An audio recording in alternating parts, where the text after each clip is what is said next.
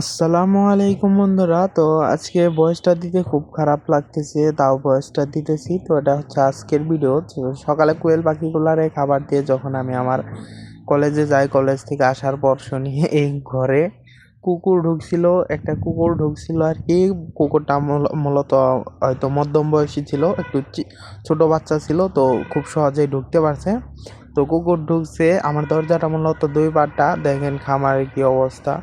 খামার তো ভাই মনে করেন 4 মাস কষ্ট করে এই পাখিগুলা বানাইছি। এই 10-12 দিনে পাখি ডিমে চলে আসতো, 10-12 দিনও লাগতো না ভাই। এই পাখিগুলা যেভাবে এখন ফালাই দিতে হবে, দেখেন কি অবস্থা করছে। তো দুইটা টাইগার মুরগির যে বাচ্চা একটু অসুস্থ ছিল বাচ্চাগুলা, তাই সেইগুলা এই কোয়েল পাখির সাথে রাখছিলাম। তো সেইগুলা মাইরা ফেলছে, এবং আমার 30টা কোয়েল পাখির মতো মাইরা ফেলছে ঘরে একদম। তো আরও কিছু কোয়েল পাখি মনে করেন যে দুইটা পাখি আমি বাড়িতে আসার পর তাজা পাইছি। তো একটা আমার বাড়ির 3 বাড়ি পরে থেকে একটা কোয়েল পাখি আমার নানি লাগে, সে ধরে নিয়ে আসছে, তাদের বাড়িতে চলে গেছিল।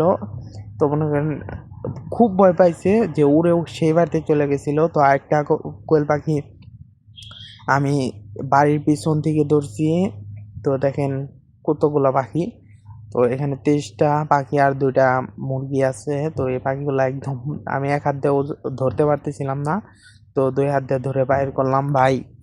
এই পাখিগুলা এখন ফালাই দিতে হবে, মাটির নিচে গেড়ে রাখতে হবে ভাই, খুব খারাপ লাগতেছে।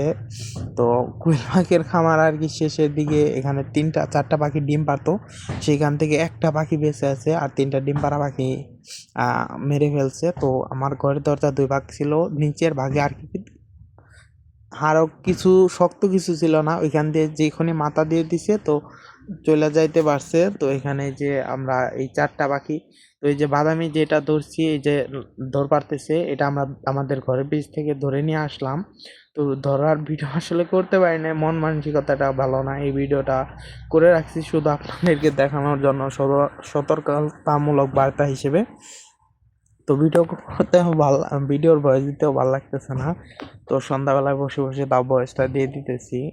অবশ্যই যারা পাখি পালন করে সাবধানে পালন করবেন। তো এখানে পাখিগুলো আমরা মাটির নিচে পুঁতে দেব।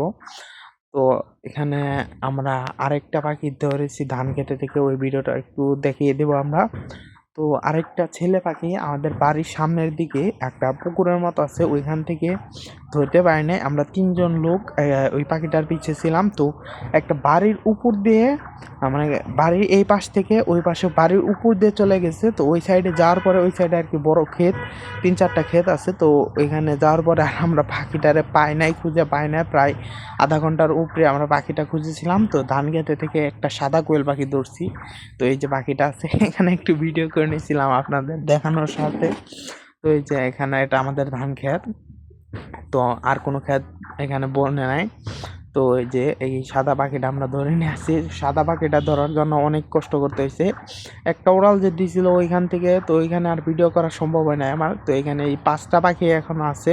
আজকের ভিডিওটা এ পর্যন্তই, ধন্যবাদ সবাইকে। তো মন মেজাজ ভালো নয়, ভিডিওতে কোনো ভুল থাকলে অবশ্যই ক্ষমা দৃষ্টিতে দেখবেন। আর একটা কমেন্ট করে যাবেন, লাইক করবেন, চ্যানেলটি অবশ্যই অবশ্যই সাবস্ক্রাইব করে যাবেন। ধন্যবাদ সবাইকে, আসসালামু আলাইকুম।